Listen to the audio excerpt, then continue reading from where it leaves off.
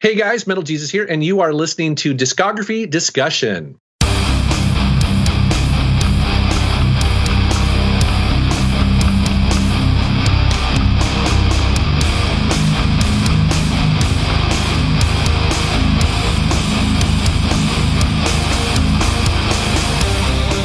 You're listening to Discography Discussion, episode 123, Alice in Chains, featuring Jason of MetalJesusRocks. God, they just destroyed it. It's awesome. Hosted by Dan Terry. They just auditioned a whole bunch of really bad singers. And Joe Wren. Jerry Cantrell can do whatever he wants. Presented by discussmetal.com. And if you think a custard pie is the only solution to your Yeti problem, then you are ready for this episode of Discography Discussion. I am Joe. That is Dan. Jason is here of MetalJesusRocks. What up? Thanks for having me. Yeah, it's our pleasure for sure. It's funny, whenever I was a wee lad, and not really that wee, but whenever I started watching YouTube videos, I remember subscribing to your channel early on and then started watching. And originally I would skip the gaming videos just to get to the metal videos, so to speak, the ones where you'd be like, this is what I've been listening to, or this is what I've been into. But being a huge retro gaming fan myself, I eventually got into all the retro gaming videos as well, and it's been quite fun just watching a channel that you started off watching a few years ago get to where it's at now.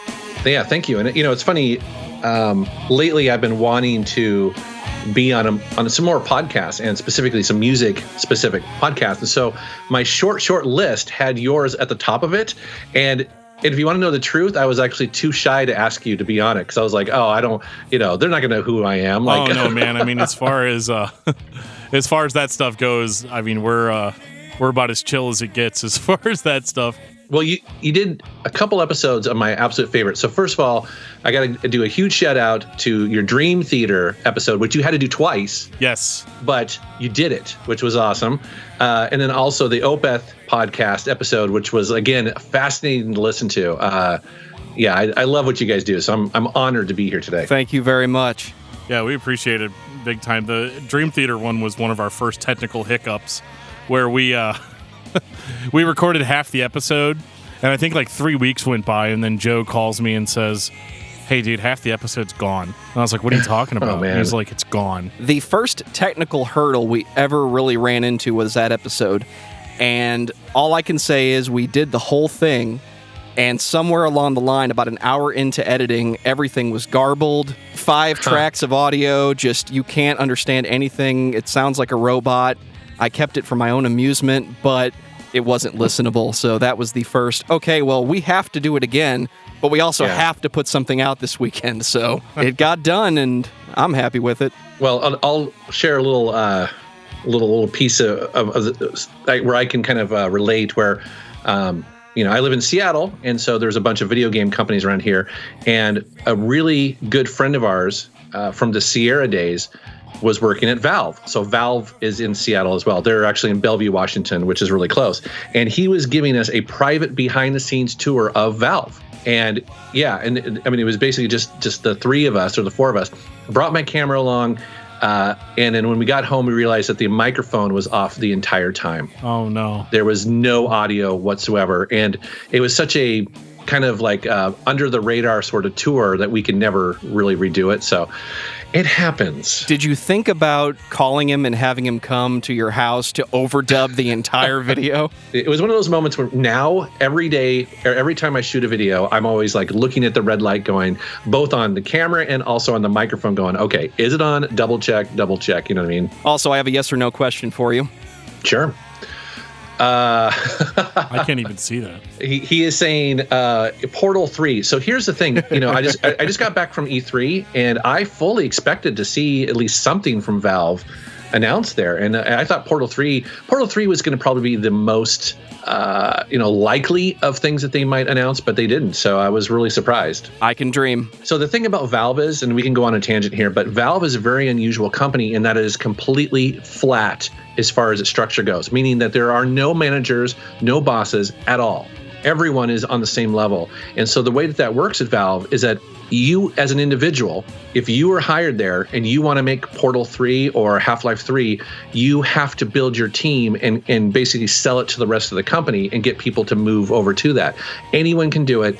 It's a really interesting place to work, but it's also can get bogged down in not getting anything done. And that's what you're seeing. That's my feeling for that. So one side of that, I remember there was a story a few years ago that someone had an issue and they sent an email to Gabe Newell thinking they were going to the top of the company. And his response in so many words was, "What's your ticket number?" Like, we're all available. We're all here to help you. Just send me your issue. We'll take care of it. Yeah, it's a truly unusual company in that regard. And they've been that way ever since. And the reason I know is because a bunch of old Sierra folk that I used to work with moved when Sierra collapsed. They went over to Valve. So anyways, not to derail our podcast any, but I can nerd out on video game stuff too. We'll keep that in mind. We'll save that for the end when everybody's a couple of beers in, right? Yeah. That's usually how we roll. So this week we're going to talk about Alice in Chains. So whenever we had been doing the, no pun intended, email chain back and forth about what bands we want to talk to, Jason actually threw out a whole bunch of bands, and I was like, oh, wow, okay, cool. I want to talk about all those bands. I do. Some of them are going to take me a little bit more time to familiarize myself with. I mean, I've done some crazy ones like 14 albums in a week or 20 albums in a week, and full disclosure, sometimes I'll take longer than a week if I have to. But what's interesting is that with Alice in Chains, in my mind, I was like, what? Why didn't we already talk about Alice in Chains? Was the first thing I thought, because it's like 100 and something episodes now. It's so hard to keep track. And I was like, I feel like we've had this conversation before. And I was like, no, we've never done an Alice in Chains discussion at all. And I couldn't understand why. So I was like, well, that's not going to be so bad. That's only a few albums and a bunch of EPs. and then you remembered they had newer albums, yes, featuring a whole new lineup, mostly just a new lead singer, but if your guy sounds like Lane, it can't be a bad thing. Jerry Cantrell is still doing exactly what he does so well. I do think that man is a genius, but we will get into that. Yeah, no, this was a good one for us. I know I think I recommended that we do Kiss because I'm such a huge Kiss fan, but they have 30 regular albums, and that's a lot to take unless you're actually familiar with it, right? We've kind of teased at it, like if enough people demand it, so to speak, we'll do it. But it's one of those, like, just want to let you guys know I'm going to be taking on quite a bit of... I mean, everybody knows a few Kiss songs. You know, even people that are just casual radio listeners are going to know a few songs. But to dig in, and then I had to ask myself, are we going to just do the official Kiss albums? Or are we going to do, like, the solo albums from each member? Or, like, there's so many different offshoots there that it would have just been so overwhelming. And so I think it's going to happen. It may be the first episode we do in multiple parts. I was going to say, I would think that would be my recommendation for Kiss, is do everything up to probably Creatures of the Night, or maybe, you know what, actually, what you should do is you should do the 70s stuff up to Music from the Elder. So that's the album that everyone hates, and it basically caused them to reboot the band. And so you do that up to the Elder. That's episode 1. And then everything else beyond that. That could be another episode. We could make the mistake of doing just the albums where they have makeup on and the albums that they don't have makeup. I have a feeling, based on most of the Kiss fans I know, the second episode would get ignored completely. Well, maybe. Although, for me, again, we can go on massive tangents here. I don't know how tight you keep this because I could go on tangents. But I actually found Kiss in the 80s, right? So I'm an 80s kid. So I love the Asylum era, the Crazy Nights era, all that, the Lick It Up era too. I know I'm in the minority. But Alice in Chains is perfect because for me, like I said, I live in Seattle. In the 90s, I actually worked at a small record store in Renton, Washington called Budget Tapes and Discs. And, I was there going to shows when the whole grunge thing basically took off. So this will be cool. Well, before we start talking about how much we want to be the minority, I want to take this time to say thank you to everyone for listening to the podcast. Thank you for listening and for subscribing. If you are not a subscriber, then you can find everything Discography Discussion at discussmetal.com. We are on Spotify, Apple and Google Podcasts, TuneIn Radio, Stitcher, so if you have an Amazon Echo or a Google Home, you have no excuse. Ask it to play the latest episode of the Discography Discussion podcast, and it will. We're also on Facebook and on Twitter at Discuss Metal. Be sure to like, favorite, and subscribe. It really helps us out. It lets us know you're listening. And now Dan is going to tell us all about 5-star reviews. We love 5-star reviews here on Discography Discussion, and the reason we like them is because all of your recommended podcasts are controlled by an algorithm. And what that algorithm is always looking for is reviews. A highly reviewed podcast is going to get recommended to people that haven't heard it before. And that's really all we want. But like I said before, and as we've teased about even at the beginning of this episode, as soon as those 100 reviews are on my desk, we will do a Kiss episode, unless all 100 of those reviews say, don't do a Kiss episode. So if you guys want that, we will do it for you. If you don't want that, please let us know before we do it. And now Jason is going to tell us all about MetalJesusRocks. Yeah, so I am a full-time YouTuber, and I've been doing YouTube I started seriously back in 2010, and at the time I had an IT help desk job, and I was able to transition from that to doing YouTube full-time, and I forget what, like 2016 or something, 15? And so my YouTube channel is all about retro games and music and all things fun and cool like that. I put out 2 videos a week. And I used to, like I mentioned before, I used to work at a company called Sierra Online, which made a bunch of retro games. Well, they weren't retro at the time, but yeah, like adventure games. And there was a publisher, so they put out everything from sports games, racing games, adventure games, you name it, they put it out. So lifelong King's Quest fan right here. 1 through insert the end, because they put out a new one a few years ago, and it was amazing. I'd also like to say on Dan's behalf, the jealousy in this room every time he sees your wall of big box PC games cannot be matched. I do love my wall of big box PC games. It's a dream of mine to have that now. I have so many in there that either I didn't pick up at the time because I was an idiot, or I threw away at some point. So now I kind of feel like it's an archive of all those glorious big box PC games, and it's definitely one of my favorite parts of my collection. So Dan, tell me about Alice in Chains. Well, which one? See, the funny thing is there were actually 2 bands called Alice in Chains. One, it wasn't fronted by Lane Staley, but he played drums, I think, in the original incarnation of Alice in Chains, and it was Alice in Chains, like the letter N, kind of like Guns N' Roses, but not like that, if you ask them. And they had called the band Alice in Chains, and I think that band only lasted a matter of a couple of months. And they were just more of like a glam metal band from that time period, which is kind of good that they didn't take off, because their career would have immediately been like destroyed 2 or 3 years later, They might have been riding high, might have got an album out, but I mean, after that, they would have been silenced, like a lot of the 80s bands were. So they reformed, or Lane Staley basically was living with Jerry Cantrell, and Jerry started another band that wasn't called Alice in Chains yet, and they kept trying out singers, and they kept trying to convince Lane to sing for the band, and he was just kind of shy about it, like he wasn't sure he wanted to do it. So they just auditioned a whole bunch of really bad singers in front of Lane, until he basically like had no choice but to be like, look, I'm gonna go ahead and front this band because all these guys are terrible. And so he called his old bandmates from the old Alice in Chains and was like, hey, we want to start this new band, but we want to call it Alice in Chains. And they're like, I guess whatever, because the band was broke up. So that's kind of the backstory to how that band was formed. And what we ended up getting was definitely not a glam metal band, but not really a grunge band either. But I'm going to defer to Jason here a little bit, because obviously I wasn't around at that time in that scene.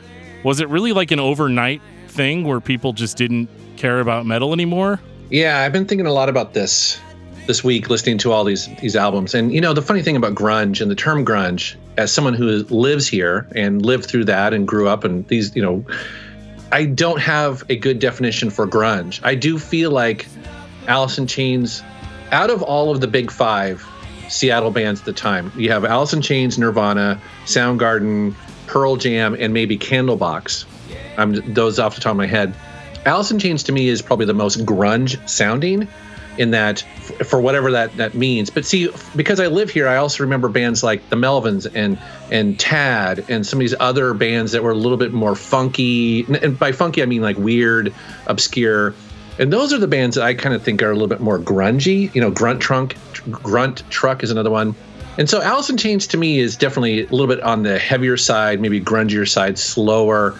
But as to what that really means, I don't know, man. It's a bizarre term. I mean, because grunge also is a fashion thing too. Remember?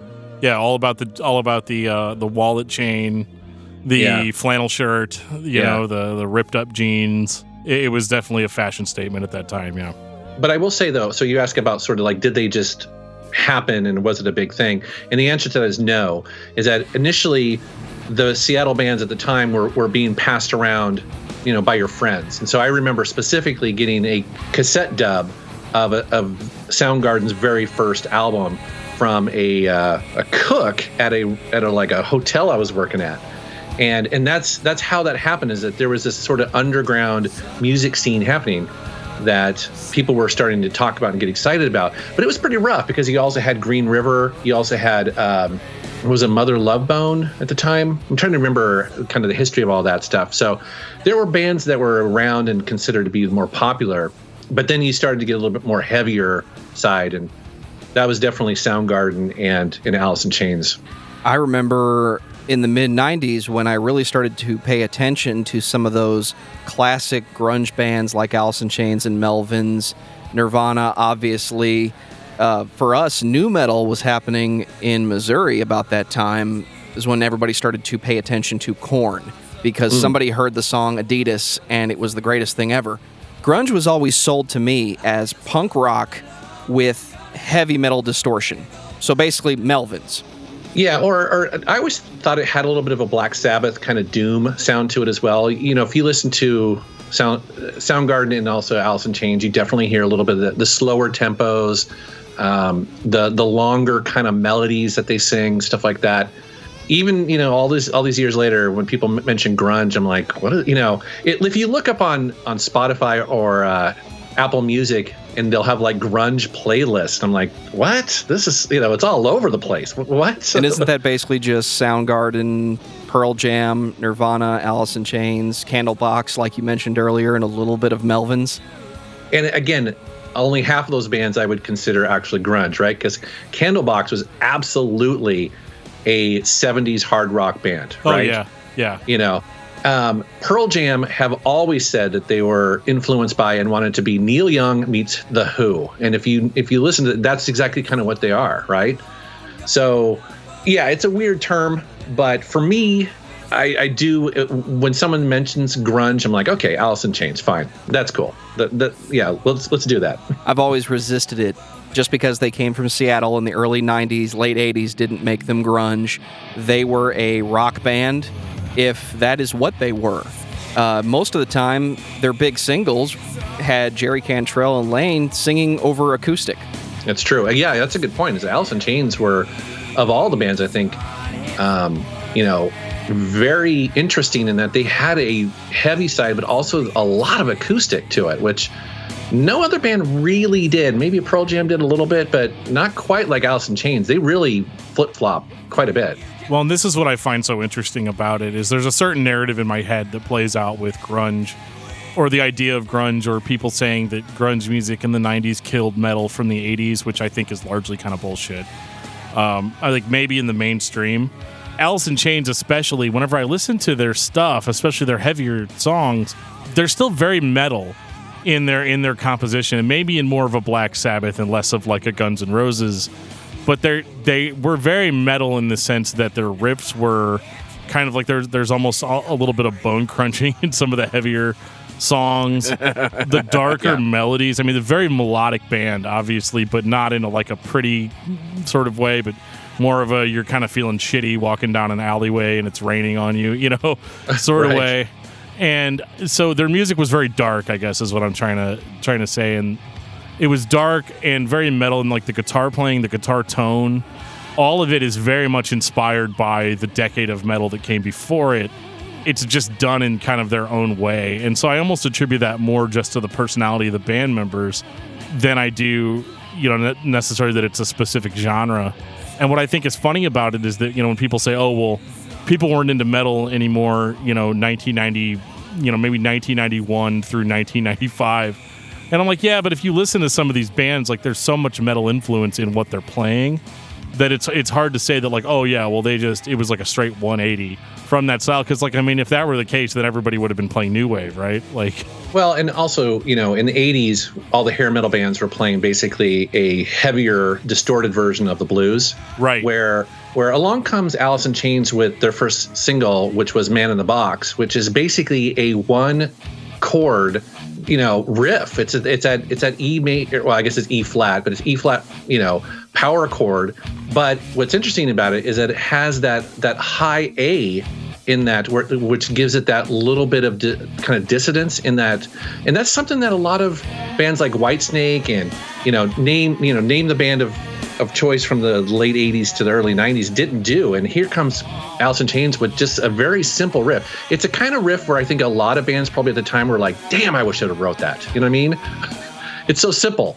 Yeah, it's like I almost dropped my guitar and I grabbed it and hit I already played that this week. Yeah. Yeah. Like, yeah, and I'm sure there was a lot of music snobs too that are like, we don't understand how this garbage is, you know, getting. Yeah. But I mean, that song is undeniable in its simplicity and its catchiness and just the strong vocal. Those are the best songs, right? It's like, you know, when they talk about Black Sabbath Paranoid, it's like they needed one extra song in the recording studio.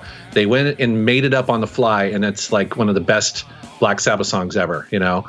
And so sometimes the best songs are like that. It's funny because actually Kim Thale, who is the guitarist for Soundgarden, he famously had a guitar that he never ever changed the strings on, which is something you would not do as a guitarist because they'll break. But he basically loved the tone. And so a lot of the classic Soundgarden songs are actually written on a guitar that has like strings on it that will shred your fingers because they're so rusty, but they had that sound. It's hurting me just thinking about it. I can't imagine. I break strings all the time, so I know I'm like, but it's that sort of stuff. I mean, obviously, Kurt Cobain was very famous for playing a Sears guitar, you know, that barely stayed in tune. Radio Shack speakers. Is that what it was? Yeah, it was like crazy.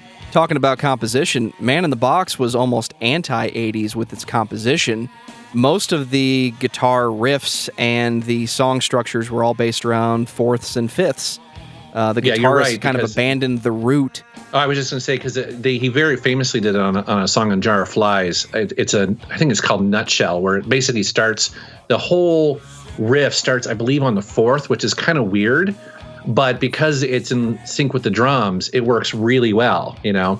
That has to be just Jerry Cantrell's brain of, how can I make this song sound dirty when I'm basically the only guitarist? Right, yeah. So what did we... oh, sorry, go ahead. I was going to say, well, so should we jump into our thoughts about Facelift? And... Yeah, that's right where I was going, so you read my mind. Yeah, no, we're same page. 1990, Facelift. Watch out for the clown on the cover. This, you know, so listening back to this album for this podcast, I had similar feelings as I did when I first came out. And that is, there are some absolute classics on here, and there's also some songs where I'm like, next, you know what I mean? I don't know if that's sacrilege, but it's a great intro, but they also have those songs where it kind of meanders a little bit. And that's, I don't know if that's going to piss off some people, but I guess the answer is that I love parts of it, and then parts of it are like, I don't know. Your thoughts? I agree with you 100%. I just wanted to stay silent to make you as uncomfortable as possible while making those statements. I was like, oh shit. No, I'm with you though, 100%. Like, Facelift is a great introductory album for Alice in Chains, but it is by no means their finest work. Agreed. I think there's a reason the majority of people know Alice in Chains from the greatest hits that came out right around 2000. Because the best songs on the albums and the EPs kind of make up the overall essence of Alice in Chains. When I listen to Sea of Sorrow, it's a good song, but I started to realize how many Sea of Sorrow exists in Jerry Cantrell's history, especially on the newer albums. I feel like I've heard this song 5 times this week. Nothing wrong with it if you're a fan of that, and I definitely am, but Man in the Box, Bleed the Freak. There's a reason why these are the songs everybody goes to when they think of Alice in Chains. Yeah, and not to be that guy, but this album basically is Man in the Box and Bleed the Freak for me. And Bleed the Freak, interestingly enough, because it was more of a preview of what the Alice in Chains sound was going to be going forward. Man in the Box is a fucking great song, don't get me wrong. But this album is still mainly sung by one singer, which makes it a little bit more one-dimensional. Now, granted, at the time, we didn't see it that way because we hadn't heard Dirt. We hadn't heard, really where the band was going to go. So it's not that Facelift was a bad album. I guess I want to say that it was a really good album for the year that it came out. But because this band gets so much better as they go, it kind of falls behind. And Bleed the Freak was one of the first times you start hearing that harmonized vocal and it being part of the hook and it getting just stuck in your head to the point where, like, you're humming it for weeks and not even remembering what it is you're humming. And so that song really stands out to me as the top cut on the album, even if Man in the Box was the bigger hit. And I totally understand why it was. Now, after Facelift, doesn't Sap come next? Yes, you're correct. That came out before Dirt. Okay. I'm trying to remember. So Sap to me was, and listening back again, is an EP, and it's almost all acoustic, if I remember right. And that's another one, too, where when I listen to it now, I appreciate it. There's parts of it I do like, but I'm not in love with it. I will say, though, that I absolutely love Ann Wilson of Heart on, I think she's the guest vocals on the first song, Brother. That was brilliant. I love that. Yeah, that was done really well. Brother's awesome, and Am I Inside was really cool. It's just kind of more of an atmospheric. It's an atmospheric album. It's not even an album, but it's an atmospheric EP, and it's one of those deals where it gives us a little bit more of a preview of the elements that we're going to hear on Dirt. Yeah. And that's all it really was. I tend to view EPs as kind of like previews or like demos, so to speak. When you listen to an EP like that, you're kind of like, wow. If you were just like a meathead and you're like, no, I'm just here for the riffs, like the heavy, the heavy curb stomping riffs, you might hate an EP like Sap, and that is specifically why it's an EP and not they didn't stretch it out to a full length because I think that they at this point were still like, we're not sure if the fans like the melodic side of Alice in Chains or if they just like the gritty, heavy stuff. When it comes to Alice in Chains, because for a long time, they didn't have a lot of output, right? They had 3 main albums. And so I know for me as a fan that you end up counting Sap and then later on Jar of Flies almost like, well, we got something, you know what I mean? Like I think that's the reason why so many people go back and check out Sap and Jar of Flies, because it's like, man, they didn't put out a lot of songs, you get take it what you can get. Yeah, I agree. And it's kind of funny too to see that type of tenacity on the part. It's either on the part of the band or on the part of the record label, but just to give the listeners and the fans more engaging content more quickly. Right. Like you look at, back then in the early 90s, it was acceptable to wait 2 or 3 years between albums coming out, and you didn't necessarily have to worry back then about being forgotten about or people moving on to the next thing. And so I think it was really cool that they did give us EPs between albums, that they did give us more content, whereas now in 2019, like you said, Jason, you put out 2 episodes a week, like consistent content. We put out an episode every single week, which is like almost impossible sometimes, and right. Because we're always worried, or at least I am always worried, that if we don't put out consistent content that we're going to get forgotten about, or that people will lose interest. And so it's funny to hear something back then almost have a more modern sort of approach to delivering content in a regular fashion. Yeah, I agree. Also, I think too, it was pretty brave for them to put out a really mellow, down album like Sap in an era where it just nobody else did that. You either did Unplugged. I don't even know if Unplugged was a thing at the time, but you know what I mean. It was like that was Unplugged before Unplugged, right? Yeah, totally. I think Unplugged came around 93. Okay. I'm just pulling that off the top of my head. It could be totally wrong, but Unplugged was in 95. Was it? And that was shortly before, because Nirvana did it in 94. And I'm going to make sure I'm correct. I was just talking about the show, not the show. Oh, I'm sorry. I was thinking of Alice in Chains. Go. Oh, okay. You were thinking on topic, and I was thinking on... Is there another band other than Alice in Chains that we think of their entire discography as the albums and the EPs? Yeah, for me, it seems like lately, a lot of bands, when they put out an EP, it's cover songs, right? It's something for Record Store Day that they kind of just put out at a limited number, but not all original music like this. And most bands don't really do this anymore, do they? Not really. Not that I've seen. If they do, they're older bands that kind of have the older mindset.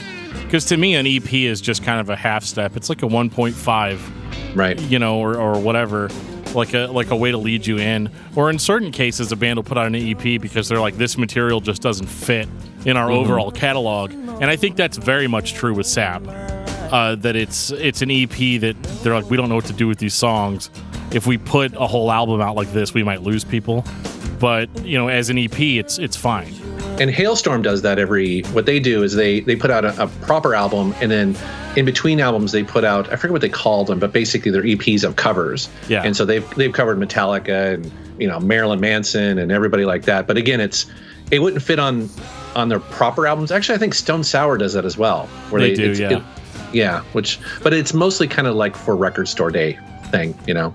Yeah, I mean, whatever they're doing is working. You know, it's not my preference. I get a little frustrated, you know, if I pay money for something. I don't know if anybody else still buys records or not, but to me, if I buy like a 7-inch or a 10-inch vinyl or something on Record Store Day, I'm a little irritated if like it's like one new song, like a new single, and then it's like 8 cover songs. I'm just kind of like, okay. I mean, it's okay if it's a band that like we just did a Between the Buried and Me episode, and I loved hearing their covers album. But it was like a full-fledged release. It wasn't like kind of more of a gimmicky deal. And it's not to say that those... I mean, obviously, whatever those bands are doing, they're doing it more successfully than I'm doing in my career. But so just have to throw that side note out there, you know. They've sold more units than I ever have. But yeah, I really appreciated it more whenever it was the band kind of either experimenting with their sound or they were giving us a preview. I'm even okay with an EP where like 2 of the songs end up on the full length that comes out a year later. Yeah. 1992. Dirt. Holy shit. I think it's safe to say that the reason why we're talking about Alice in Chains today is because of Dirt. You're not wrong.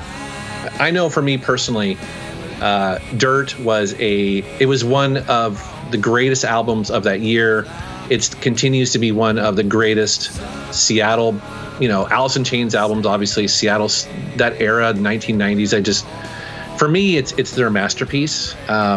Every song on there is it stands out. It's creative, it's heavy, it's beautiful, it's heartbreaking. Everything is thrown into this album. This is the album that taught me Lane wasn't just a singer with a different attitude. He actually wrote some of at least the foundations of some of the biggest songs. Angry Chair, Wood. He may have actually had a piece in Junkhead too, if I'm not mistaken. Yeah, it looks like he's credited on 1, 2, 3, 4, 5, 6, 7 of the tracks. Some of them he co-wrote with Cantrell. But yeah. Can you even name a better album opener than Them Bones? I mean, holy shit. Like, if you loved Facelift, they've topped that album with that song. You're 2 minutes into the new album, and you've already got a better vibe going than you had on the entire previous album. That's not very common.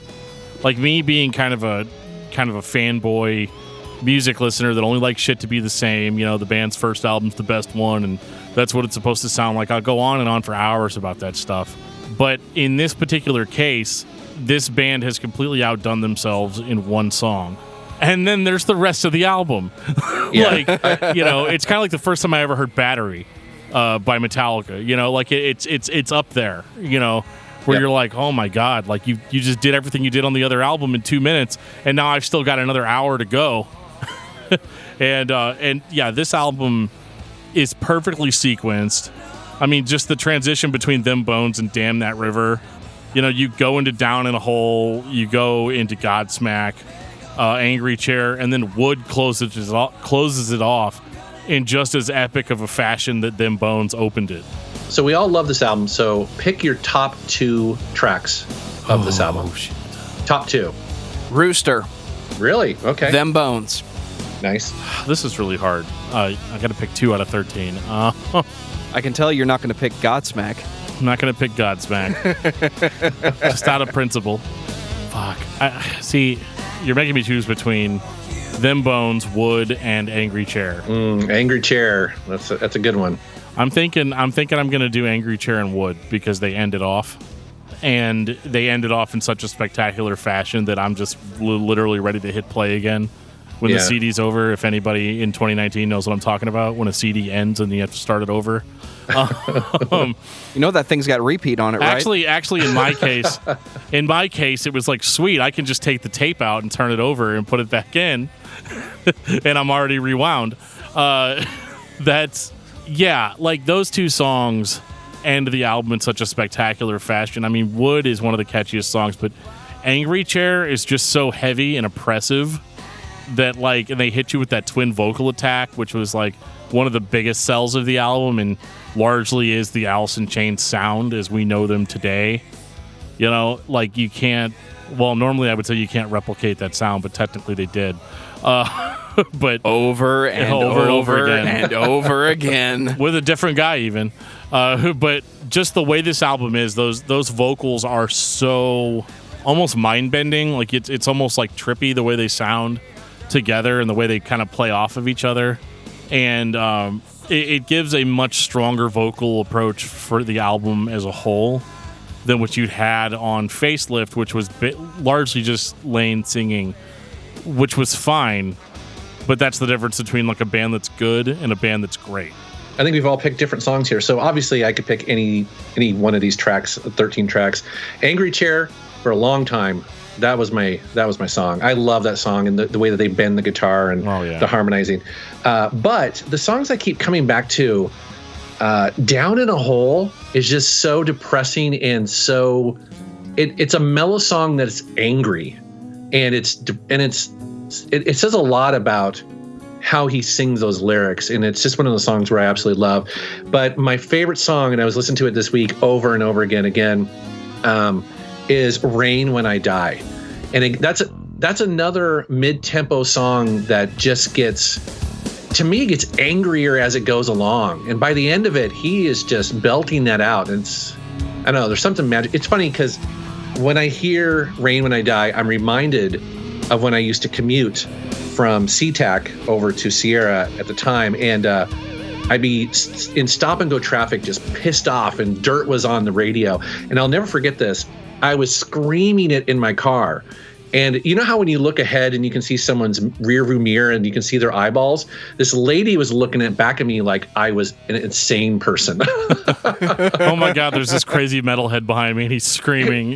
Yeah, because it was like in the middle of summer, my windows were rolled down and this album was cranked, but it was just soothing my soul. It was just something that I needed to listen to as I was commuting. So Rain but again, I could pick any song. I like Sick Man as well because of that kind of the drumming and the riff is like crazy. It's like very unique. So a classic album, man. It's awesome. It's a perfect album. I'll say it. We don't say it too often, but it is a perfect album. Nothing they could change about it to make it better. I would agree. Even the B-sides and even sort of the lesser known songs, I think fit within, their they're just, I don't know, this whole album just fits together. It's awesome. They're the lesser known songs, but nothing on this album sounds like filler. Very often you'll listen to a record and half of it is really good and the other half feels like the songs they picked to take up space so they could put out a full-length album. This does not sound that way. It does not feel that way. This is the first time that you get a glimpse into the whatever Lane and Jerry are tapping into when they put these songs together. I remember when we talked to Chad Kent, he talked about Nathan, that he was able to let the drums breathe and let the atmosphere of the song be what it was without just taking up all the attention with the guitar. I feel like Jerry and Lane have a way when those two minds, those two voices got together. What you got out of it has not been recreated, and the closest thing we're going to get to it is the fact that Jerry Cantrell is still writing music. Right. I would be remiss if we didn't talk about Jar of Flies. You guys are murdering my no EP rule. Well, I have to put my hand up for this. It's like, because Jar of Flies it's a half an hour long, it's 7 songs, and it's just excellent. And again, I think it's way better than Sap. I think it's got more energy. The songs are better. I mentioned Nutshell previously, and that's just track number 2, and that just has a simple guitar chord progression that every single time I pick up an acoustic guitar, that's what I play. I love that track. That's a great track. Also, I want to mention too, I think it's No Excuses, where it has this drum start to it, which kind of reminds me a little bit of Stuart Copeland from The Police because it's so snappy. It's a brilliant album. We talked to Toby Wright at Rockin' Pod this year. He mentioned that the production process for this album started with, "Hey Toby, can we come to the studio? We got some songs." And then after they showed up, he asked Jerry about the songs he had, and the response he got was, "Yeah, I don't have any." Oh, So really? do you mind if we just jam? So what we got out of Jar of Flies was Alice in Chains jamming in the studio being recorded. Remember what I said about the emotion, whatever Jerry and Lane are tapped into, and it's the band as a whole. I don't want to take away from one person because I can't think of another band that has a drummer that plays this way, bass that sounds like this, guitar and vocals together. And it's also the one band I can think of where no one really complains that the lead singer doesn't primarily sing. I don't even have words for this part of the discography because you need to listen to Jar of Flies if you haven't. It has I Stay Away on it. It has Nutshell. I think they were somewhere else than where they were on Facelift. I just don't think I'm allowed to go there. I think it largely succeeds because it's an actual Alice in Chains release. Regardless of how it was created or what the circumstances were on how they came up with those songs, I think it succeeds where Sap didn't, in the sense that you are basically getting a continuation of this band's sound. Like, yeah, sure, is there a little bit more experimentation in it? Sure. Because they're just jamming. They're just going with what worked at that exact moment. But this album still has a little bit more of the grit that Alice in Chains was known for. If I had to pick between the two EPs, I probably would still go with Sap. I know it's kind of a weird... Really? Yeah, it's kind of a weird digression. You can get out of my house. All right, well, you guys have fun doing the rest of the episode. But Sap is a very depressing, low-energy album. And is that the reason why you dig it? That's why I like it, because it's very dark. Yeah, that makes sense. Jar of Flies is a little bit more positive in the sense that, like I Stay Away is a little positive. And I mean, I'm just the kind of guy that doesn't go to hard rock and metal for the positive vibe, even though I listen to like dream pop and shit like that. But like, it's still like when I'm listening to a band like Alice in Chains, I'm usually listening to them when I'm in a bad mood. And the idea isn't necessarily to cheer me up. Right. It's just to kind of revel in your own shit, I guess, so to speak. That's why bands like this are so universal, because they are putting to music feelings that we all already have. Yeah. So whenever a song like I Stay Away comes on, I'm just kind of like, okay, yeah, cool. We're on a farm and, there's birds lifting off from a lake. That's the kind of visual I get from it. And I'm just like, I don't know, man, this just really isn't my thing. I want to go back to City Street getting rained on. And you get a little bit of that in Jar of Flies, but to me, Sap is ultimate as far as like me reveling in my own shit, if that's a thing. And what's cool is that in the later years, they've been packaging those two EPs together. So if you go and you buy the vinyl, you get both, which is together, that is a pretty great album, for sure. The one thing I want to mention before we move on, though, from Jar of Flies and Dirt, is that we would be remiss to not mention one of the best soundtrack songs that they ever made, which was What the Hell Have I? Oh, yeah. For the Last Action Hero soundtrack. I'm really glad you brought that up because I probably wouldn't have on my own. Yeah, I think it ended up on the box set, but for a while it's in the music. It's in the music vault. In the music vault. Okay, cool. But I love that song. The sitar sound that they got. Yeah, it's cool. Yeah, it's really cool. And what's interesting too about that music vault, if we can talk about that for a second, there's actually a point-and-click adventure game in the music vault on the last disc. Yeah, is it really? I'm not kidding at all. Well, I should live stream that. Yeah, you have to rescue all the band members, I think, from hell. It's been a few years. Yeah, it's like, make sure to play it on your Win98 machine because it will not. You can't just pop it in your PC and play it now. But back whenever that came out, I remember putting it in and it being like, "There's extra content on this disc," and I put it in, and it was an actual like point and click, like a Myst type of game. And yeah, your whole thing is to rescue all the band members' souls from hell. It's not the best game I've ever played in my life, but Sure. the fucking novelty is Yeah, like that's through awesome. the roof. But Beats the hell out of Aerosmith's point and click roller coaster thing. yeah, I don't think it's better than Ed Hunter though that Iron Maiden put out. I don't know if you ever played Ed Hunter. Isn't that a first-person shooter type thing? Yeah, so you basically chase Ed through all these different time periods. Huh. It's fun. Yeah, that's cool. Yeah. But What the Hell Am I is a really cool song. And I remember too because I actually had bought the Music Vault before I had all the Alice in Chains albums. So a lot of those songs were like really new to me. And I remember actually being pissed off that I couldn't find that song on an album. Yeah, after that. It's such a great song. It should have been on one of their albums. But the reason I mentioned the game is I believe that song actually plays as the background music for the game. So I wouldn't be able to live stream it because I'd get a copyright claim in like 10 seconds. I don't know, man. We play music on our show the whole time we're talking, and Yeah, I think true. the fact that we're talking over it defeats the waveform, like beats the waveform, and they don't see it. Yeah, but that's probably true. yeah. Except that one time, we played like 15. We played like 15 seconds of a song. We played 15 seconds of a song, and bam, copyright strike. Yeah. Oh yeah. I have to worry about that all the time. That's why you make your own music and use your own music as background. You are absolutely right. Are we ready to talk about Alice in Chains? I think we are. The album, not the band. We've been doing that the whole time. The band and the album. Starts off with Grind. It's not another Dirt. It's not another Them Bones. But it's okay. After Jar of Flies, I'll take this. Plus, it has Sludge Factory on it. This I remember when this came out. Bought it day one. Huge anticipation. And I remember sitting in my car, listening to it, going, okay. It's hard to follow up Dirt. That's the thing. It's hard to follow up Dirt. So this is not Dirt. It's another release by Alice in Chains. I'm here for it. I love every minute of it. It has Heaven Beside You on it. Wait, you do love this album? I do. Really? Okay. I don't think there's really anything wrong with it. I think it gets a bad rap because it's not Dirt, and I think that's unfair. You've got Heaven Beside You, Frogs, Again, Sludge Factory, Grind. You can't say it's as good as Dirt, but you also can't say it's bad because it has just as many memorable songs by Alice in Chains on it. My favorite track on this actually is the hidden track on here, the last one, Over Now.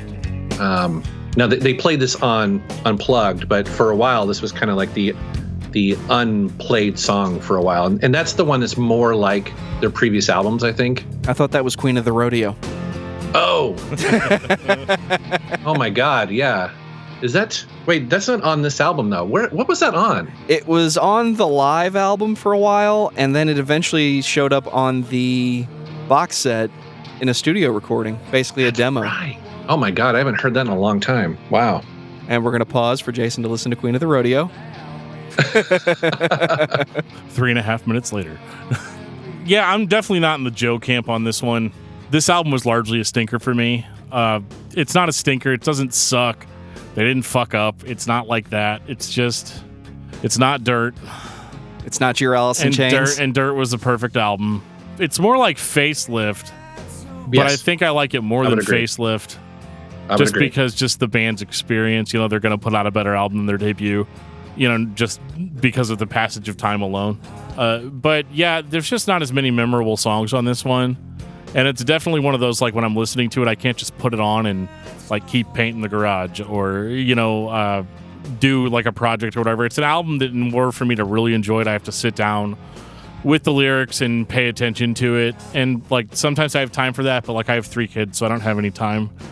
So whenever I listen to something like the self-titled Alice in Chains, I'm like, this is cool, but I kind of just want to hear the hits, and I don't really want to jump into the deep dives too much. And I think this album's cool, but it's definitely not going to be my first choice. I was talking to a buddy of mine from another podcast earlier today, and I was like, yeah, I was checking out, this album, and he's like, yeah, the problem is I went to listen to that album a few times recently, and I just end up listening to Dirt, and I'm like, yeah, I could see that. Yeah, that's cool that you like it, actually, because that's I don't think that's the common consensus, but yeah, it's interesting. It's cool. It's cool you were able to dig in there and find stuff that wasn't filler for you. It's a deep cut type of album. That's the problem, is that like you can, again, it's not an album that I'm listening to all the time, but I feel like if you sit down and do the work, you can find some enjoyable stuff. The problem is, as a music fan, like to be a music reviewer is one thing, to be a music fan, the music fan shouldn't have to do the work to find the good, if that makes sense. Like it should just kind of be out there for you. So, and it is that way on Dirt. Alice in Chains, you kind of have to really kind of put yourself in a certain mindset to like it. I'm being really nice. Like, I don't think that the album's like a pile of shit, but like I don't hate it, but I don't love it either. Isn't that the same thing you end up doing with Load and Reload, though? Yeah, but I mean, I would even argue that Load and Reload had better songs than this. You could sit down and listen to those albums today. Yeah. I mean, I could listen to this. I'm not going to, but yeah, you could. You could say that. Why don't you step into the house that Jack built? Sorry, I'm in my jar of flies. So this was it, right? I mean, this was basically it for the original Alice in Chains. This was it. I would say, though, that, again, I know you guys typically on your show don't cover live albums and compilations, but and we mentioned it briefly, Unplugged. And I think it's important for us to mention that Unplugged was a huge Alice in Chains album. I'm going to allow it because this and Nirvana are considered to be the pinnacle of the Unplugged release. Yeah, I agree. And, and it says a lot about Alice in Chains. Obviously, they were doing acoustic songs anyway, so this wasn't a huge stretch, but they also brought in some of the songs from obviously the Alice in Chains album and some of their heavier stuff and made them fit within that format. I mean, it just showed how brilliant they were. I recently rewatched it for this podcast, and I was taken aback by several things. One, just how raw and vulnerable Lane is on that show. It's heartbreaking to watch because he's not going to live much longer. It's not going to be much further after that. But it's a great performance. I almost feel like when I was watching it, like, wow, they're not really performing. He's just we're watching him do poetry almost sometimes during that. It was a really wild performance. But yet the band around him is fantastic. A huge shout out to the bassist, Mike Inez, because several of these songs, his bass playing is all over that, like in those songs, and it really comes through in the unplugged version of them. So anyways, I just want to kind of mention, I don't know what you guys feel about Unplugged. No, it is. He's exposed. I'm basically just tearing open his soul for us to see in that one performance. And that's what I liked about the Unplugged series across a lot of the bands that did it.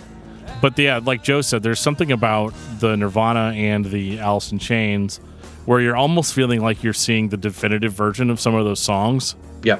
Even the acoustic version of Wood, which I went in thinking like, how they going to play that song without any distortion? That doesn't make any sense. But it worked. That's why Unplugged was so great, though, because the original premise was not an artist showing up and playing acoustic songs. It was taking someone who is known for not doing that and taking away all of their crutches. You don't have distortion. Yep. Can you actually show up and play music? And they did. Are the songs good, right? Because with the distortion and all the noise behind you, it's easy to skate by on a weak song. But when it's acoustic, man, it's just you out there, And then you get your Kurt Cobains and your Alice in Chains that show up and just sneak a little bit of distortion and effects in because, well, you didn't see that coming. Yeah, I joked about that, especially on the Nirvana one. It's worse than it is even on the Alice in Chains. Well, you're like, yeah, they definitely plugged some shit in for some of this. Right, but you wouldn't have Chris Squire show up and tell him to turn off his chorus pedal either. Right, yeah, and I get it. But it was still just it's just still kind of funny that, like, yeah, there's still electronic elements It's to unplugged, man. You're not allowed to use all those effects. Do you know who I am? Right. Do you see this Rickenbacker bass? I am Chris Squire of Yes. Yeah, that's true. Speaking of which, did you guys ever see the Cure one when they performed? Yeah, where they basically just had the children's like little musical instruments. It was not a brilliant performance, but I appreciated what they're going for. Now, did you watch the Korn Unplugged where the Cure showed up and did a mashup? No, I had no idea. You need to look that up. The opening of the show, they do Blind, but they do it like a samba. Really? Okay, I'll have to check that out. That was very interesting. Yeah, I think the whole thing's up on YouTube or something. The entire orchestra is wearing like rabbit masks. Okay, I'll check that out. So it's got that Wicker Man thing going on. Yeah, I think they mash up Korn's "Make Me Bad" with the Cure. What's What song did he sing? It's been like a year since I watched that. But anyway, yeah, He sang "Freak on a Leash" with Amy Lee. That was could have done without that. But yeah, anyway. So back on a band that we do like. So following the Unplugged performance, that's really, I mean, I know they toured for a while after that, but this was basically it for the band as far as releases go. I don't know what was going on in everybody's personal lives, but I know Jerry Cantrell went off and did a whole bunch of solo stuff after this, which is actually pretty good. If you're into stuff like Sap or Jar of Flies or whatever, it's like a lot of stuff like that, and full albums. And a lot of people basically were like, well, I guess this is just what Alice in Chains is going to be. And then in 2002, signal the record scratch or whatever, but Lane Staley was found dead from a heroin overdose. I think that, I don't even know what to say to that. Like, it's just we all wanted Alice in Chains to come back and perform. There was a time where it was because Lane couldn't or wouldn't. I didn't know him personally, so I can't comment. But then when he's gone, it's, well, I guess Alice in Chains is done then. And they were done for a while. I mean, for like, what, 10, 14 years, something like that? It was a while. Yeah. In between their last album and a reunion. Well, I know. Oh, go ahead.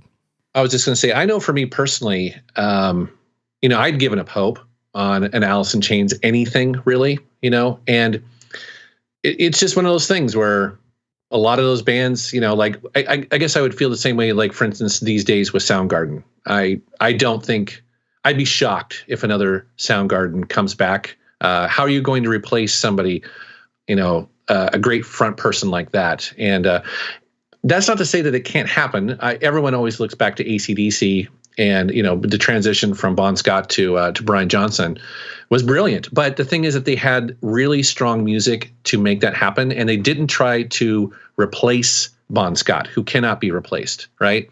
They got somebody totally different, and I think that's the reason why it worked. The songs were strong.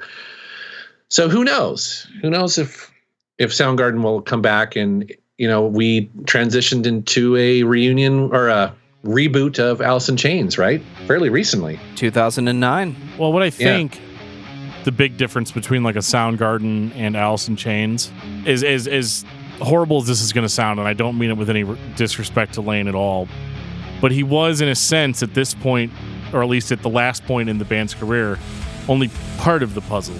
Yeah. So in the case of like a Soundgarden, it's you can't replace Chris Cornell because he was the whole package as far as the vocal delivery of that band goes. Whereas Jerry Cantrell had already been putting out shit that sounded kind of like Alice in Chains for years. So it's not impossible to make the jump that, like, well, maybe they could replace Lane and it might be okay. Now, historically, for most bands, it's not okay. It ends up not being okay. For some reason, this worked. I remember the first performances after they reunited, where they invited up a lot of their peers. Like, I remember James Hetfield went up and played Wood. But I noticed right away that the songs sounded the same, and the camera, for whatever reason, just stayed on Jerry. And I kept asking myself, who's singing? Because it sounds like Lane. It sounds disgustingly like Lane. Well, I know for me, whenever I forget what the reboot album was, what Black Gives Way to Blue. I bought it when it came out, and actually I was pleasantly surprised. Even listening to this album today, I think it's pretty good. I think I definitely like it more than the self-titled Alice in Chains album. I would largely agree because, first of all, there's two different parameters going on here. When you're listening to self-titled Alice in Chains, it's the original band, and so you're comparing it to Dirt. Whenever you get to Black Gives Way to Blue, it's been 14 years since we've heard an Alice in Chains record. You now know that there's a new lead singer, and William Duvall, and you're asking yourself, is this going to sound like Alice in Chains? And within the first 10 seconds, you're like, oh, God, yes, okay, it does. Yeah. And so you're almost satisfied on a purely... cosmetic? Yes, you're satisfied on a purely cosmetic level. Yeah, I would agree. I think that this is... this picks up. It has energy that the previous album lacked. All Secrets Known, I liked immediately. Check My Brain is a really kick-ass tune. Last of My Kind, Your Decision. Just the first 4 songs on this, I think, are really good Alice in Chains songs. And, you don't have to apologize. You don't have to say, but it doesn't have a lane. No, these are good tunes. So with William Duvall, Elephant in the Room, is it weird that they found somebody that sounded as much like Lane as they did?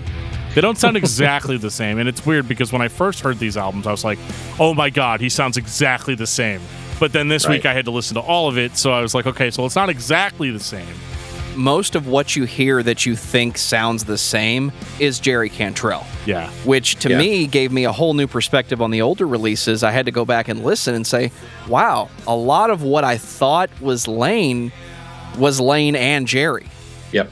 I think we all kind of were surprised to hear that. It's like, oh, wow, okay, so Jerry was more of the sound than we realized, A lot of bands do this, though. Look at Journey. Journey did the exact same thing. They get a guy who sounds just like Steve Perry, fantastic singer. Judas Priest obviously did this very famously. Tim the Ripper Owens. Yeah, and so, and to your point, having listened to all of this stuff this week, going back to Sap and hearing Ann Wilson of Heart, part of me was like, what wouldn't have been cool if they would have, instead of gone for someone who sounds just like Lane, but actually just go the opposite route and get like a kick-ass female singer or somebody who would just put a stake in the ground and say, this is the new band going forward. I almost, to your point, and maybe this is your point, I kind of wish that they did that they went the AC/DC route and said, you know what, we don't need somebody who sounds just like Lane. We're going to get somebody who is going to do Alice in Chains 2.0. I agree with what you're saying, but I would more agree with it in 1996 or 1997, right after they'd put out the self-titled, and then let's say they got another singer for whatever reason. They were in the same place, and they're like, well, I think the time is when the band is still fresh to reboot the band. But what we're suggesting too is a little risky. And not a little risky, it's one of the most risky things you can do as an established band is to hire on a new lead singer that takes the band in a totally different direction. Because even though we all know, like even as a singer of a band myself for a while, it's not really the singer's fault why the music goes the way that it goes, unless they're like a principal songwriter. But they're largely still going to get blamed for whatever changes do take place. That's true. We saw that with Motley Crue big time. 100%. It's like, why? How is it the singer's fault? But for whatever reason, music fans see it that way. And so I think that they could have gotten away with it better than they would have gotten away with it in 2009, because it had been 14 years. You can't reboot the band after 14 years. Everybody that's checking your band out now, it's just because they loved you back in the 90s. Yeah, fair point. So you can't really, I mean, you can do whatever you want, but whatever might be successful is... Jerry Cantrell can do whatever he wants. Jerry Cantrell can do whatever he wants. I've listened to Degradation Trip 1 and 2. He can do whatever he wants, and it will sound amazing. I think this is really good. I don't know if it's amazing. I actually don't think this album is that great for the new band. This record succeeds at being a Jerry Cantrell fronted release that has vocal harmonies in it that kind of remind me of older Alice in Chains. It was not until the next record that I said, okay, this is Alice in Chains. Are we ready for it? Sure. 2013, The Devil Put Dinosaurs Here. Can we do a show of hands who thinks that's probably one of the dumbest album titles of all time? I hate that title. Can I tell you? Can I tell you what it means? I you know what it means. I was raised evangelical. Me too. I know exactly me too. what. Yeah. Okay. I'm just gonna see you guys in a minute. Is that a reason why guys go on to become metalheads? I feel like there's like a direct connection there. Well, for any listeners that don't know, I'll keep this very brief. There's a certain contingency of the population that doesn't believe that the Earth is millions of years old or billions of years old. They don't believe in evolution. They don't believe in modern day science. So the explanation for why dinosaur bones exist is that the devil went back and put dinosaur bones in the ground in order to fool people into thinking that the Earth was millions of years old. So I'm going to go ahead and let you all just chew on that for a while, and we will move on. Which, okay, but when you explain that, right, that you're like, okay, that's interesting, right? There's a discussion to be had there. But without context, when this came out, I was just like, come on, really? That's the album title that Queens of the Stone Age would use. Right. And they would get away with it because they're quirky and weird, right? But for Alice in Chains, it's just, I hate that title. I don't know. It would have been fine if it had been like the name of their first demo or something, right. Like back when they were all young dudes and they're like, look at how weird we are, you know? Yeah. But yeah, no, I agree. Like, this is a very strange. They should have just called the album Hollow, you know, off of their single. Yep. And let me talk about Hollow for a minute. So I heard Hollow on the radio because it had been quite a few years. It had been about 4 years since they put out an album. And for whatever reason, I think my iPod died or my CD player ran out of batteries or something. I've always had bad luck with like in-car music players. So like a lot of the times I drive around in headphones, which is for some reason is still legal in Missouri. And my music player died, and I was like, all right, fuck it. So I'll just turn the radio on and see what's on the radio. And this song comes on, and I was like, is this an Alice in Chains song that like was like some B-side that I've never heard before? You had the same reaction I did when I heard Say Yeah by The Urge at 6:30 in the morning the first time. Well, yeah, it's like, but I was like, no, it can't be old Alice in Chains because it doesn't sound old.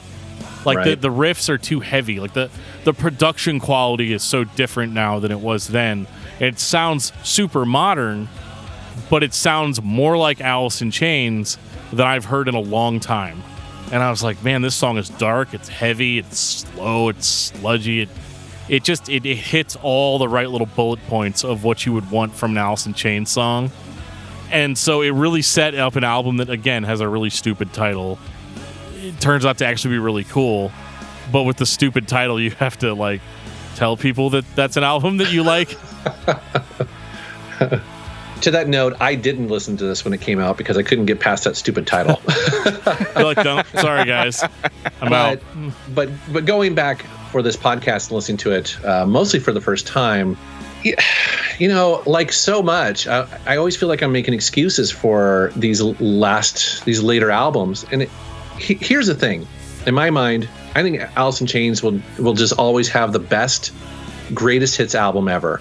Like, they always have a couple songs off of them that are just awesome, inspired, fantastic. And then you have the slow, mid-tempo stuff that it doesn't have the anger and the energy of their early stuff. That's just how I feel. This album is where I start feeling that big time, especially towards the second half. Well, these guys are like 100 years old now, too. So it's, you know, it's hard to get that aggression. That should not be an excuse because we all know that Judas Priest's last album, Firepower, was fucking amazing. Holy right? shit, was it amazing. Yeah. Holy shit. And even like Megadeth, like Dystopia, like what the hell happened? Did they discover caffeine? Because those albums are awesome. So, you know, and Rob Halford's like, what, 70? I mean, so I hear what you're saying. Older bands, they lose their fire. They lose that, you know, fire in the belly, that stuff. But it doesn't have to be. Don't forget Hardwired. Well, and this is also where we have to split hairs. I think Hardwired sounds kind of tired. But anyway, so this is where we split hairs, though, and say, well, how much of that righteous anger, so to speak, was Lane and how much of it was Jerry? And just looking at these albums alone, well, Lane clearly, I mean, especially looking at, you know, just his life, clearly had the bigger inner turmoil. Yeah. Than, you know, it sucks, too, because, like, you hate that. This is where it's hard to talk about because whenever a band puts out a perfectly serviceable album like this, and I'm like, yeah, but it's not angry and it's not anguish and it's not this or that. But then you're like, well, this is also an individual that died and lived a very hard life.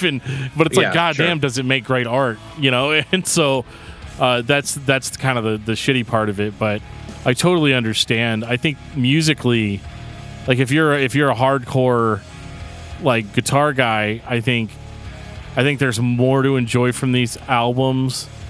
But if you're just a hardcore like fan of music in general, I think these albums are going to sound cosmetically like Alice in Chains. But I think the original core of it is kind of missing. A piece of it. I can agree with that. But Jerry Cantrell's here doing exactly what he did before.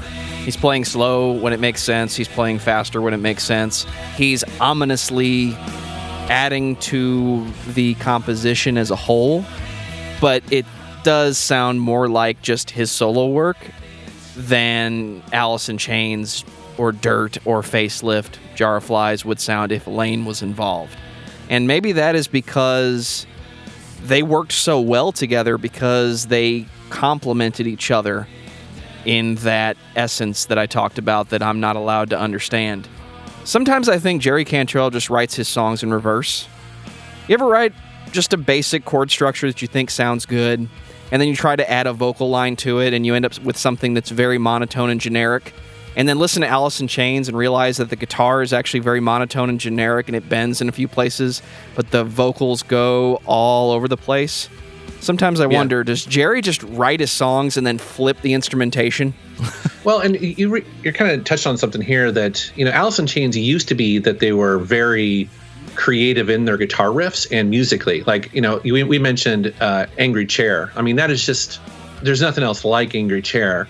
And I think that they tried getting to parts of that, but back then they were the whole package. And now I can put on, we haven't got to the third album yet, but I can put on these 3 albums and I wouldn't even know which one I'm listening to, let alone, when they came out, or they just all kind of, again, they're actually fairly decent albums. There's very few standout tracks for me.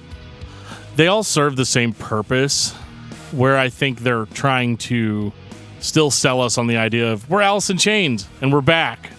And each of the albums, even individually, don't grow off of each other like a normal progression of bands' albums would do. Instead, It's more like, okay, here's our 2009 release. Check it out, we're Alice in Chains, we're back. And then they come back in the 2013 release and they're like, check it out, we're Alice in Chains and we're back. And then here's 2018, hey, we're back. And it's like, there's no actual musical progression between these 3 albums. Every single one of them feels like a reunion album. The other thing I would mention too, and I know we're not at the third album, but I really noticed it at the third album, the one that just came out, called Rainier Fog, is that I stopped being able to tell when it was William and when it was Jerry, that I felt like the vocals were starting to really meld together in a way that Lane didn't do back in the day. That when you listen to their most current album compared to Dirt, Lane is there. You're hearing Lane, you're hearing his pain, but you're missing all that in the current stuff. It's almost like it's too meshed together. I think that's why I kind of feel like I wish they did have another singer that didn't sound like Lane, that would stand on their own, would be that person who would be the front person that you could kind of latch on to. So is the modern Alice in Chains missing the tragedy that Lane had? Well,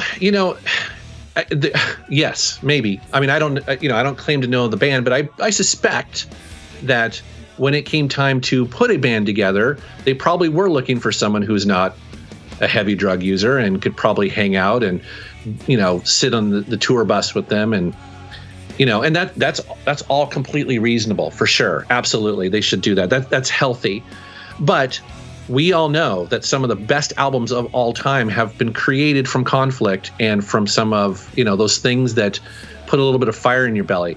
A great example of this, and it's nowhere near what your audience would probably listen to, but, Fleetwood Mac's greatest album, Rumors, was created when 2 of the 4 were getting a divorce and they couldn't stand each other.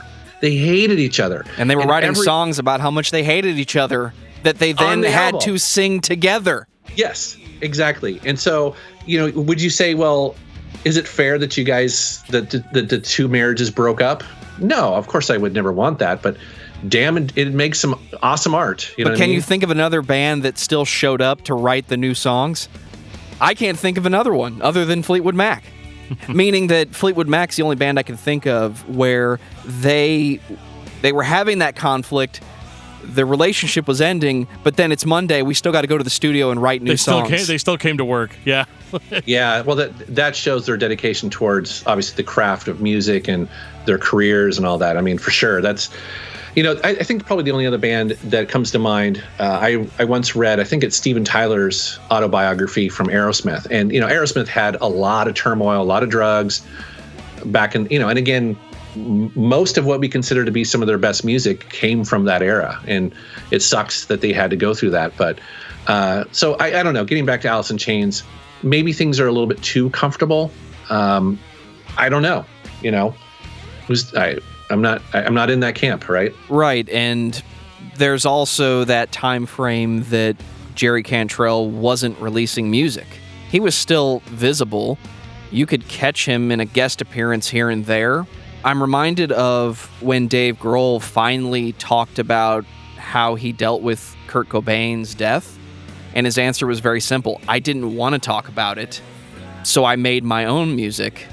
I wonder if Jerry's portion of that would be, Lane's not here. He was the other half of my essence, and I couldn't perform. So maybe Alice in Chains today is all the music Jerry wanted to release along the way. And I say him singularly, and I mean the band as a whole, I really do, because to my knowledge, none of them did anything outside of Alice in Chains. So if the new record sounds like Jerry Cantrell's solo album, well, then that's what we would have gotten before, and I think it would have been received negatively. I liked Degradation Trip, but I don't ever hear anybody bring it up. Right. Well, and I think to sum it up, I know we didn't do a specific section for the last album, but we've kind of been talking about all three of them as a whole, which I think is fair. One of the biggest things about these albums, though, is that most bands, you're damned if you do, you're damned if you don't. So if you get back together after 15 years and release an album, maybe some of your old fan base is going to love it, maybe they're not. But I have to at least give it to them for putting out a consistently good sounding product and not really hitting a lot of the missteps that a lot of other bands would do. But I agree with Jason in that, maybe this is the time where you start trying to branch out more. Now that maybe put out that first album that sounds just like old Alice in Chains, and then on the next one you kind of start incorporating your current selves into what it sounds like. Because where you get with the third album, which is called Rainy Fog, it's Rainier Fog, sorry. Whenever you get to Rainier Fog, you've basically got... I completely lost my point. Well, I would say, and I think what you're getting at is that let's put it this way: if they put out 3 more of these type of albums, I think they're going to lose their base. I think they lose their audience. I think people will be kind of like, okay, what else you got? You know what I mean? You've been using the same bag of tricks now for 30 years. Right. Let's hear something new. And every band runs into this. Everyone who's does something creative, you have to kind of find that spark. You have to kind of find the next thing. They're certainly not alone, and some bands can do that and some can't. And again, not to say that these last 3 albums are bad. I actually think that they work just shuffled and randomized. They're not bad. They're just not great. They've got some good playlist songs on them, sure. Which is kind of weird then, because we've talked about 6 albums by the band and some EPs. And we really only have one album that is amazing. Right. So I guess it's one of those things where, in my mind, I still think of Alice in Chains as a classic band. But on the flip side, it's like, yeah, but out of 6 albums, I only thought one of them was truly great. So does that make them not as classic of a band as I think? Or is there a reason why we still think of them as a classic band? I think it takes a lot to write an album that can blow the audience out of the water. Just everything, start to finish, you have to listen to the whole thing. It's a lot easier to write a song here and there that everybody goes back to and remembers. But it's also very easy to fall into here's the single, here's the ballad, and here's the rest of the songs from that album that you don't really care about. Alice in Chains might be the only example of a band that puts out releases and just keeps adding to this stack of music that, as a whole, we all look back on fondly. We still listen to it. But when you look at the albums individually, you start to notice more of the holes. Yeah. I think that's fair. And again, outside of Dirt, if we were to take Dirt out of the equation and just look at the other, I guess, 5 albums, you would have an amazing greatest hits from all those. You would basically just take 2 tracks, 3 tracks from each one of them. And a lot of bands are like that. Most bands are like that, where they only have 1 or 2 good songs and the other ones are just okay. And that's fine. It's just that I think the reason why we are still talking about Alice in Chains today is because they made one of the greatest 90s grunge albums of all time. And it still holds up today. Do you think they're one of the greatest bands of all time? Boy, that's a tough one. They're one of the greatest Seattle bands of all time. But, that's fair. That's fair. They've, but not, no. I mean, Dirt would not be in my top 10. Back in the 90s, it would have been. Today, I just love so much other stuff that it wouldn't, it'd be hard for it to beat out all my Dream Theater and Opeth and, all the other Iron Maiden albums. But again, it's a classic from the 90s and it still gets played and I still love it. Final thoughts on Alice in Chains. Dan? Well, I don't know if I could top that. I mean, I think that they are one of the greatest bands from their time period. I'll say that because I don't have the Seattle connection. So I think they're definitely one of the best bands of the 90s. And I don't know how well that's transitioned into modern day. But if that's all that you're looking for, I don't think you can really go wrong with Alice in Chains. They're definitely a band that if you haven't heard before, I mean, number one, congratulations. You've now escaped from the cave that you were trapped in. But if you haven't heard Alice in Chains or given them a chance and you like 90s music, you like stuff like Soundgarden, even stuff like Nirvana, even though I hate to make that comparison because the two bands sound really nothing alike. But if you're looking for the same sort of vibe that those sort of bands gave off, Alice in Chains should definitely be your bag, and I think you'll still enjoy the newer albums, even if they don't really hit as well as the classic stuff does. I think Alice in Chains is the best band that houses some of the greatest songwriters of all time. Unfortunately, the albums as a whole do not stand up to the greatness that is Dirt. But if you are a fan of hard rock, heavy metal, grunge, classic rock, it's all there. And then you have this ambiance of these two minds that come together and create this.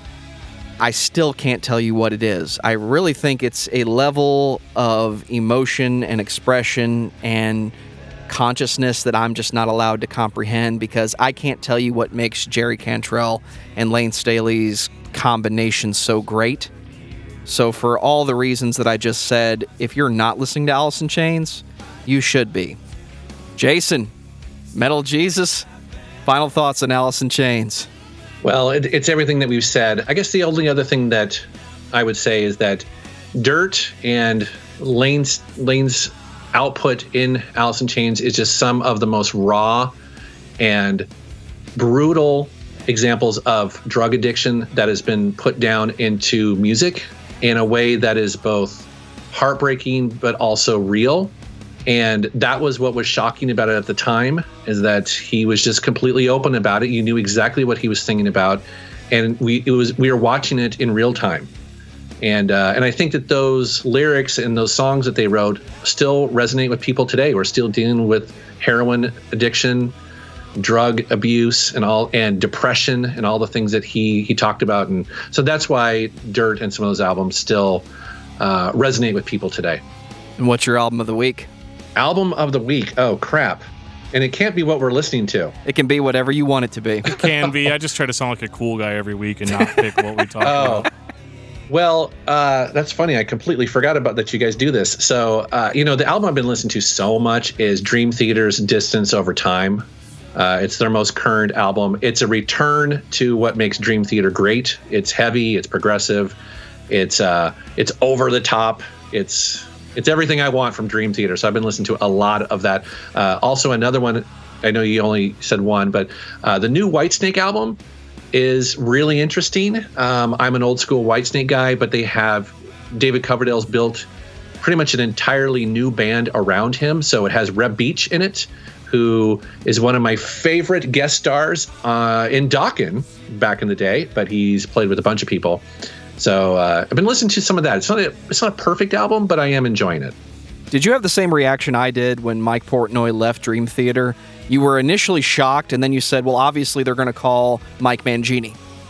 You know what? I didn't know who that was at the time. I wasn't. Really? But now that he's in the band, and I'm like, wow, that was a perfect transition. I really, really love Mike Portnoy. I follow him on social media. He was such a big part of Dream Theater back in the day and a reason for their success. I love the fact that he would create custom playlists for every single show. So for a while, Dream Theater would never play the same show twice. And that was all because of Mike Portnoy and just his love of music, all the covers that he did. So I'm a big Mike Portnoy fan. However, that said, they've survived him and they continue to thrive. And so I love him. So I was always a fan of his different way of looking at drumming. Yeah. He had a reputation for being this definitive progressive metal drummer. And when you got right down to it, he was just a hard rock guy that knew how to count to numbers other than 4. Yeah. It's funny because I have one of his drumming DVDs where, he breaks down, I think, a Liquid Tension Experiment. And, yes. I know, and I'm never going to be able to play that, but I love watching it. Like, it's just fascinating to watch him break some of those fills down. It's like, yeah, it's incredible. My comprehension of polyrhythms starts and stops at Pantera. Oh, okay. I can play in 7 if you want to play in 4, but, once we get to the end of it, we're eventually going to line up. Yeah, and so Mike Portnoy, and also, too, he's such a huge fan of music. That's why I love all his side projects where he did the Beatles thing, he did the Who thing. He went on, he was doing the 70s progressive rock thing with Transatlantic, playing with just anyone and everyone. He's such a music fan, far beyond what he's known for, which is the metal and the progressive rock. So, yeah, love. If he was to come back to Dream Theater, obviously, I would love it. But the stuff he's been doing outside of that is great too. For me, this week when I wasn't listening to Alice in Chains, it was Opeth, Deliverance, and Damnation. The perfect 2 albums. I love those albums. Dan brought over their behind-the-scenes studio recording DVD because, that was a thing back in the early to mid-2000s. Every band put out the making of, and it was brilliant because we love that stuff.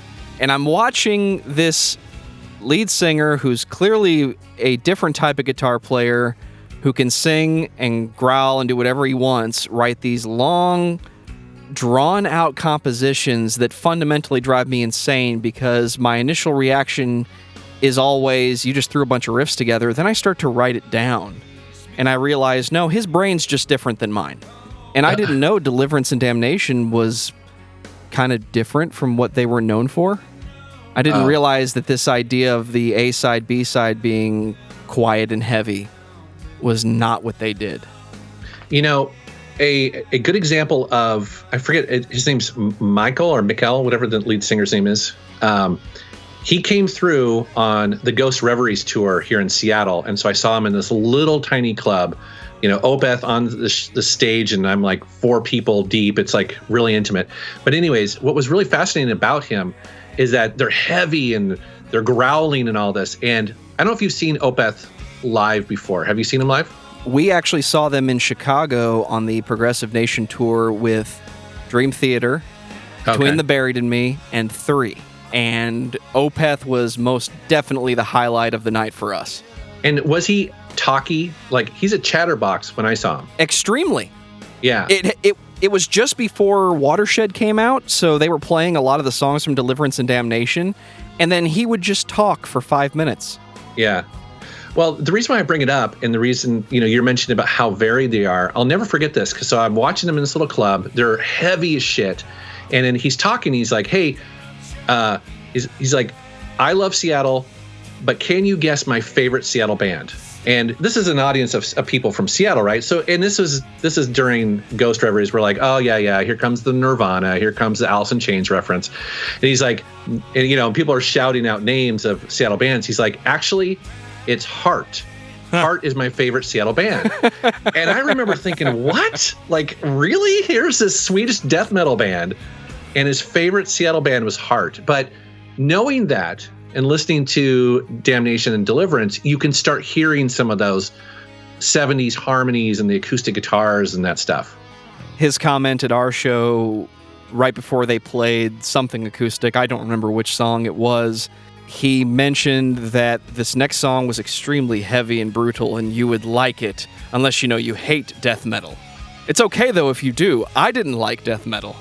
And it was just straight acoustic, not even any complicated anything going on. You look at where he's at now. I mean, he just fully embraced the lighter side of things, and it's not even light. Like some of the stuff that they write on their newest albums are actually still kind of heavy. He just doesn't do the Cookie Monster over it anymore. And it took me a little while to get used to those albums because I'm more of a meathead when it comes to metal, and I just like, heavy all the time, but it definitely took a while for those albums to grow on me. But man, I could never deny Opeth in any of their incarnations. Even the old stuff that he claims to hate, I'm still like, this is still really good. Like, I don't know what to tell you. Speaking of meathead, what's your album of the week, Dan?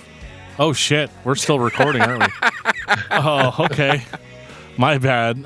My album of the week, I've actually gone back and been listening to Death. So The Sound of Perseverance by Death has been my album, and the version of it that I have actually comes with the DVD, so it's fun to watch the DVD. And I actually watched the DVD of a live show that comes with that CD with my 5-year-old the other night, and she was like, "Oh, he seems very angry," and I was like, "Oh, it's."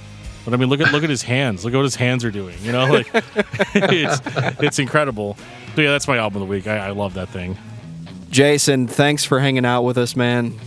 Words do not express. That's all I can say.